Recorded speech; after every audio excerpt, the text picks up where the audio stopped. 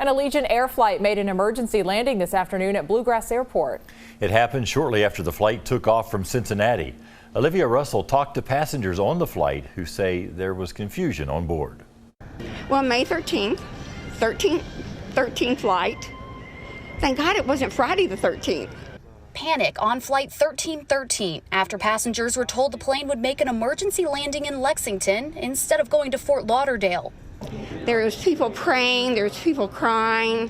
One person's like telling somebody how to breathe, the other person's like, crying. Beverly Shaw and her daughter Stacy Ryan were on board. They said they weren't told why the plane was being diverted. But I think sometimes when people don't have enough information, they tend to, get even more worked up. And I think that was the situation. Allegiant said the emergency landing was out of an abundance of caution after an indicator light came on.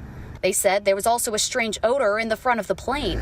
The airline said a passenger and 2 flight attendants said they didn't feel good, and the Lexington Fire Department confirmed 3 people were taken to the hospital to be checked out, but they're expected to be okay.